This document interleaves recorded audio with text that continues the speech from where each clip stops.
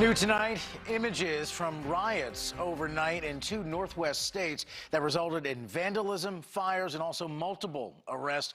Authorities say the groups were anti-government and anti-fascist, unhappy with both President Biden and former President Trump. In Seattle, police say a group dressed in all black set an American flag on fire, vandalized several buildings and structures, and threw smoke canisters. Police ultimately arrested 3 people for property damage, burglary, and felony assault. Also, inauguration protests turned violent in Portland. Rioters broke the windows and door at the Democratic Party of Oregon's business office and the ICE facility as well. Federal officers declared an unlawful assembly and eventually tear-gassed the group.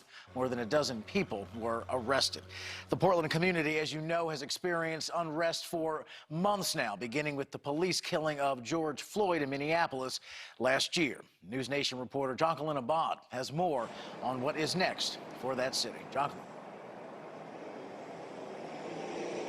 As you can see behind me, the ICE building boarded up along with the Democratic Party of Oregon. That building is also boarded up as well. Today, I spoke with a sociologist who says that Portland has sort of a reputation for pushing for social issues, but there is a risk of it backfiring when there's destruction. We have this important moment in history of the inauguration, but it's also a moment to recognize that things don't automatically change when you move from one party to another. Protesters took to the streets and carried signs protesting police, government in general, and there were those calling for racial justice. But there were some in the crowd who broke windows and spray painted the ICE and Democratic Party of Oregon building. Today, I spoke with Randy Blazak, a sociologist who studies extremism.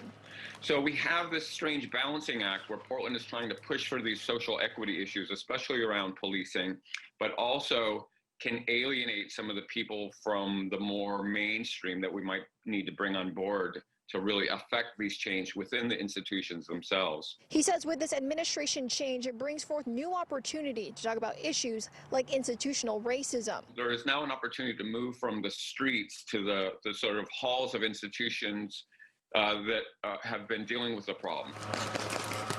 Last night, people in the crowd say it appears federal officers outside the ICE building used more gas than usual. It filled the air for about a block from the building. I know they used more grenades than I have seen any night before, way more scat shells than I've seen any night before. Dr. Juniper Simonis is an independent researcher who goes out to protest and studies the impact of the chemical weapons. He says it's important to remember the real reason many are out there. For racial justice, for immigration rights, for Black lives, that we center those folks and we center that message all the time.